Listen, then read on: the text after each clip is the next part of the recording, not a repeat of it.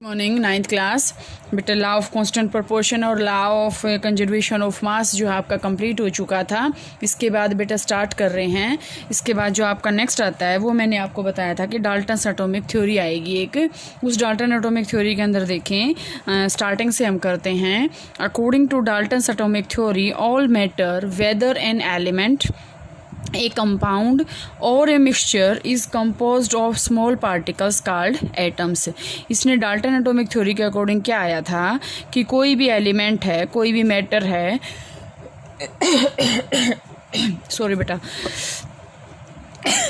sorry, whether an element, a compound or a mixture is composed of small particles called atoms। Means क्या है कि इसके according क्या था कि मैटर जो बना हुआ है वो किससे बना हुआ है, चाहे वो एलिमेंट से बना है, चाहे वो कंपाउंड से बना है, चाहे वो मिक्सचर से बना है, is composed of small particles, सारे के सारे जो हैं एटम से बने होते हैं।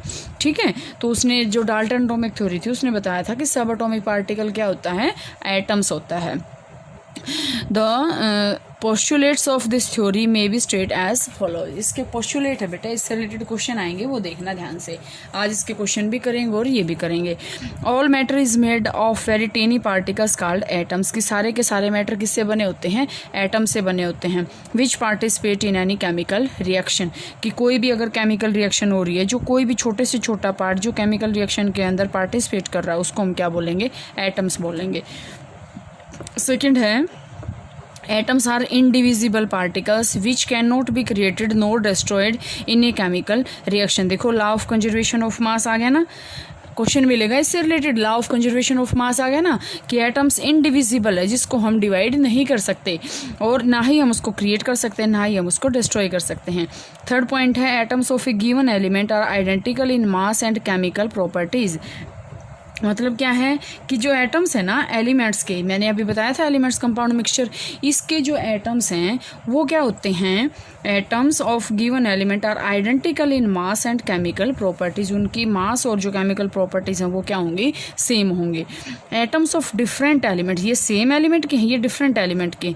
एटम्स ऑफ डिफरेंट, अब यहाँ से हम ये कहें कि हाइड्रोजन और ऑक्सीजन सेम एलिमेंट के हैं, ये ऐसे पॉसिबल थोड़ी है। लेकिन यहाँ हम देखें डिफरेंट एलिमेंट्स के जो एटम्स होते हैं वो डिफरेंट मास और केमिकल प्रॉपर्टीज़ क्या होती हैं, डिफरेंट होती हैं।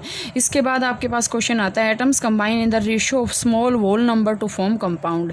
की law of conservation of mass आ गया बेटा ये कि एटम्स जो डिफरेंट एलिमेंट्स के होते हैं उनका डिफरेंट मास है, सॉरी कंबाइन होते हैं वो रेशियो किसके, small whole number to form compound. कि ये होल नंबर में जो है ये मिक्स हो रहे हैं। ठीक है, इसके बाद आपके पास आता है the relative number and kinds of atoms are constant in a given compound. इसका मतलब रिलेटिव नंबर और काइंड जो एटम्स हैं वो कांस्टेंट होते हैं किसी भी कंपाउंड के अंदर। ये आया आपके पास law of conservation of mass.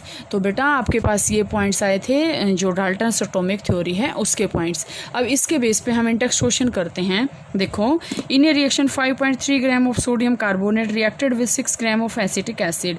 The products were 2.2 gram of carbon dioxide, 0.9 gram water and 8.2 gram of sodium acetate. Show that these observation are in agreement with the law of conservation of mass।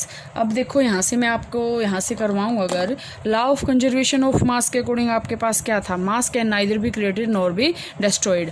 अब यहाँ से देखो बेटा आपके पास statement क्या है कि कोई भी रिएक्शन है आपके पास, रिएक्टेंट जो होते हैं वो इस साइड हैं, प्रोडक्ट इस साइड हैं।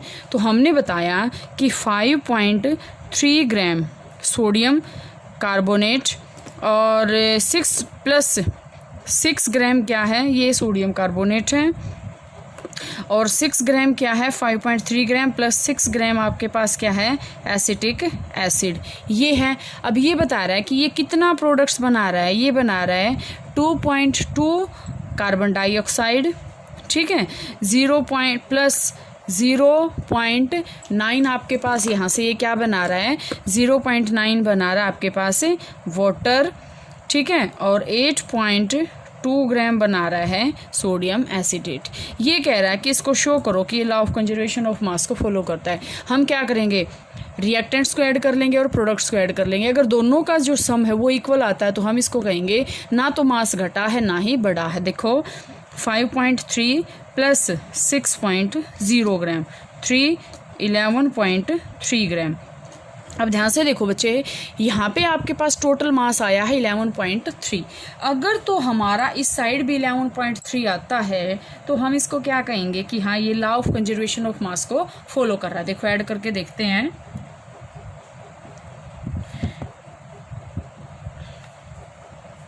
देखो 2.2, 0.9, 8.2, 9 + 2 11, 11 + 2 13, 8 + 2 10 + 1 11, 11.3। अगर हम यहाँ से देखते हैं तो इसका भी मास 11.3 आया है और इसका भी मास कितना आया है 11.3 gram. So we can say that this statement also follow the law of conservation of mass. इसके बाद बेटा नेक्स्ट क्वेश्चन आपके पास आता है, hydrogen and oxygen combine in the ratio of 1:8 by mass to form water. Water को form करने पे हाइड्रोजन और ऑक्सीजन इतने मास में जो है ज्वाइन हो रहे हैं। What mass of oxygen gas would be required to react completely with 3 gram of hydrogen gas. इसने बेटा बहुत अच्छा क्वेश्चन दे दिया। ये इसने क्वेश्चन दे दिया, देखो हाइड्रोजन और ऑक्सीजन का जो देखो यहाँ पे मास दे रखा है, हाइड्रोजन और ऑक्सीजन की जो रेशियो है वो दे रखी है। ध्यान से देखो एक बार, रेशियो दे रखी है तो देखो अगर हम यहाँ देखते हैं, ये आपके पास है हाइड्रोजन, ये आपके पास है ऑक्सीजन, इस दोनों की रेशियो दे दी 1:8, 1:8। अब यहाँ से इसका मतलब क्या है कि 1 ग्राम H2 किसके रिएक्ट कितने के साथ कर रहा है, H2 रिएक्ट विद 1 ग्राम कितने के साथ कर रहा है, with 8 gram O2, 8 gram O2 के साथ वो रिएक्ट कर रहा है। 1 ग्राम इतने के साथ कर रहा है तो 3 ग्राम H2 कितने के साथ रिएक्ट करेगा, देखो 8 × 3/1 कितना आएगा, 24 ग्राम ऑफ O2।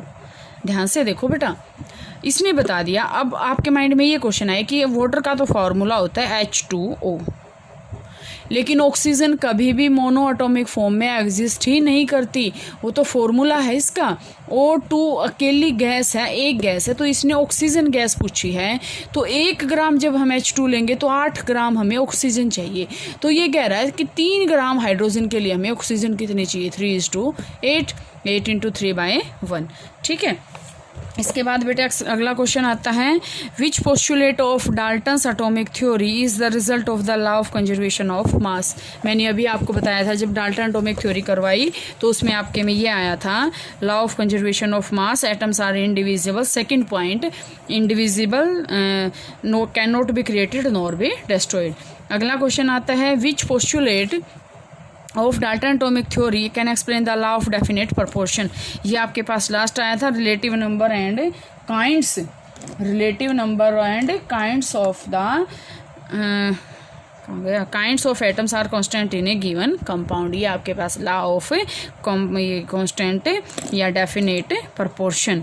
ठीक है, तो यहाँ से ये आता है बेटे आपके, ये चैप्टर यहाँ तक का कंप्लीट है। इसके बाद एटम जो है कल करेंगे।